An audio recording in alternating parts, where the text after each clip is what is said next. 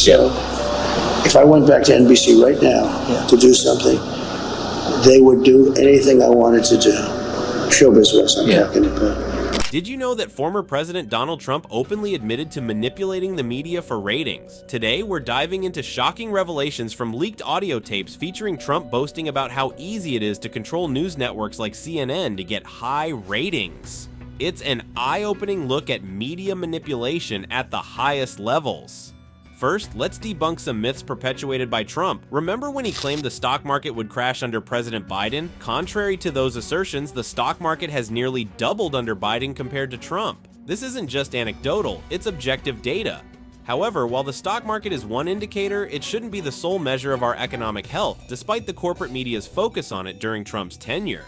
Moving beyond the stock market, let's examine job growth. Under President Biden, the rate of job growth has been 40 times higher than under the last 3 Republican presidents combined. This isn't some fluke.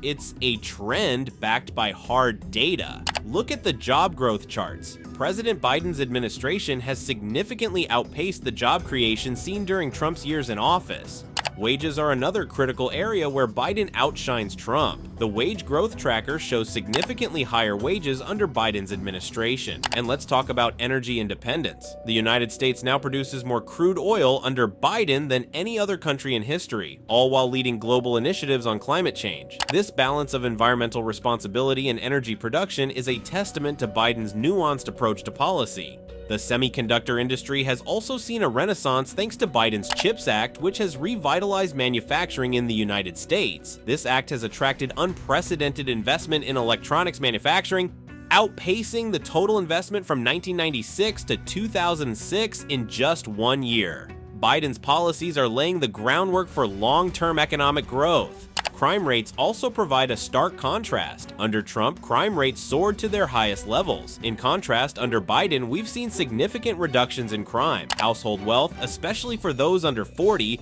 has surged by 49% from pre-pandemic levels, a phenomenon now referred to as Young America's wealth boom. Additionally, the first 3 months of 2024 have translated to the best job market in half a century, with wages now outpacing inflation. JP Morgan recently confirmed that the US has achieved energy independence for the first time in 40 years, while Europe and China compete for global energy resources.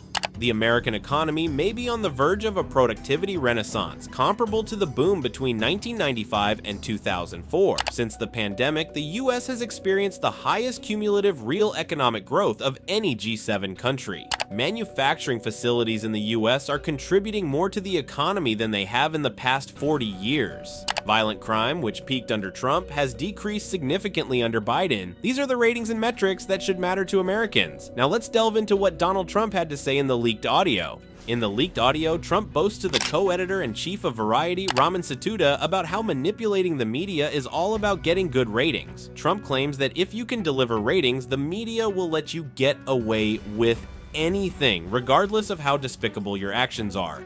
He says, if I went back to NBC right now to do something, they would do anything I wanted to do. Show business, I'm talking about doing a show. Anything I wanted to do right now, 100%, because one thing I know about that business, and I learned that business better than anybody else can learn a business in a short period of time. It's all about one thing: ratings. If you have ratings, you can be the meanest, most horrible human being in the world. There's only one thing that matters: ratings. This statement from Trump is deeply troubling. It underscores his belief that media manipulation is not only possible but easy, provided you can drive viewership. It's a damning insight into how he views his relationship with the media and his approach to public relations. In another part of the leaked audio, Trump brags about undermining Justice Arthur Engoron by showing unflattering photos of him at the gym. In the middle of our conversation, Donald Trump received a phone call where he asked for a directed verdict and then tried to offer his own analysis of what was happening in New York while he was in Florida.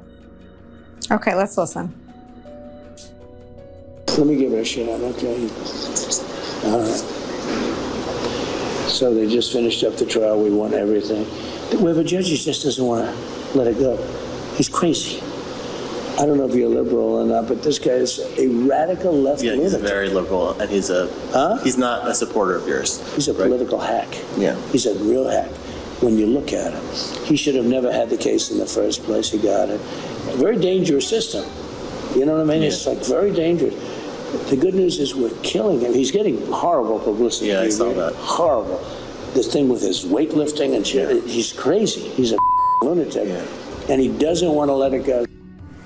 Trump refers to Justice Engoron as a radical left, very liberal hack and claims that he's giving Engoron horrible publicity through these photos. Trump says, we're killing him. He's getting horrible publicity, horrible. The thing with his weightlifting, and he's crazy. He's a lunatic and he doesn't want to let it go. This tactic of personal attack and defamation is classic Trump. Rather than addressing legal challenges on their merits, he resorts to character assassination and media manipulation. Trump's obsession with ratings is further evidenced by his constant attacks on media figures who criticize him. For instance, he called Jimmy Kimmel a rating-starved loser and mocked Bill Maher for having bad ratings. He also criticized Fox News, claiming that their ratings are headed down because of their coverage. During the COVID-19 pandemic, Trump infamously bragged about the ratings of his press briefings, even as thousands of Americans were dying. He said, "It's an incredibly dark topic, an incredibly horrible topic, and it's incredibly interesting. That's why everybody is going crazy. They can't get enough of it." This callous remark highlights Trump's disregard for human life in favor of media attention. He even suggested injecting bleach as a treatment for COVID-19, a statement that caused widespread confusion and concern. Trump's fixation on ratings also led him to participate in a controversial CNN town hall where he mocked his sexual assault victim and hinted at pardoning January 6th insurrectionists. He claimed that CNN was desperate for those fantastic Trump ratings. Trump said, "I'll be doing CNN tonight live from the great state of New Hampshire because CNN is rightfully desperate to get those fantastic Trump ratings back. They made me a deal I couldn't refuse. Could be the beginning of a new and vibrant CNN with no more fake news, or it could be a total disaster for all, including me."